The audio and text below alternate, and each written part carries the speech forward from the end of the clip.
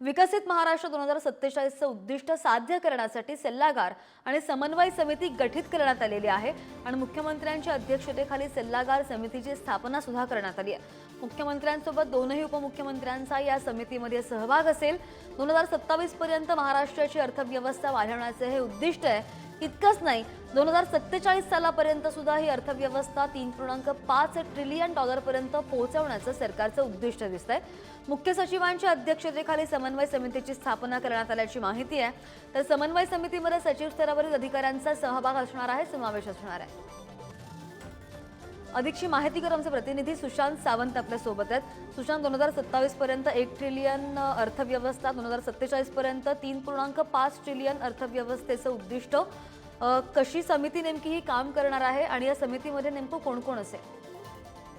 श्रद्धा, आपण जर बघितलं असेल तर फडणवीस सरकारने अर्थातच महाराष्ट्राच्या विकसित महाराष्ट्रासाठी एक उद्दिष्ट ठरवलंय, एक रोडमॅप केलेला आहे आणि आपण याआधीच सांगितलं होतं की 100 दिवसाचा रोडमॅप सरकारने ठरवला। मात्र आता विकसित महाराष्ट्र 2047चं उद्दिष्ट देखील साध्य करण्यासाठी एक सल्लागार समिती आणि समन्वय समिती गठीत केलेली आहे। नुकताच त्याचा शासन निर्णय देखील जाहीर केलेला आहे। यामध्ये मुख्यमंत्र्यांच्या अध्यक्षतेखाली सल्लागार समितीची स्थापना करण्यात आलेली आहे आणि या समितीमध्ये मुख्यमंत्र्यांसह दोन्ही उपमुख्यमंत्र्यांचा देखील समावेश असणार आहे आणि सल्लागार समितीमध्ये जवळपास 31 सदस्य असतील, ज्यातील एक सदस्य हा विशेष निमंत्रित असणार आहे।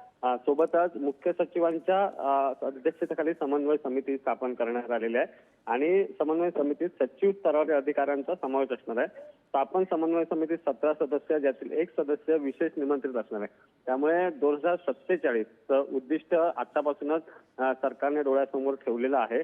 2027 पर्यंत महाराष्ट्राची अर्थव्यवस्था 1 ट्रिलियन डॉलर आणि 2047 सालापर्यंत 3.5 ट्रिलियन डॉलर पर्यंत पोहोचवण्याचं उद्दिष्ट जे आहे ते सरकारचं असल्याचं आपल्याला समजतं आणि त्याचा शासन निर्णय देखील आता जाहीर झालेला आहे। अगदी अर्थव्यवस्था बळकट करण्याच्या दृष्टीने उद्देशाने सरकारचं हे सकारात्मक पाऊल म्हणावं लागेल। सुशांत, धन्यवाद दिलेल्या सगळ्या सविस्तर माहितीसाठी।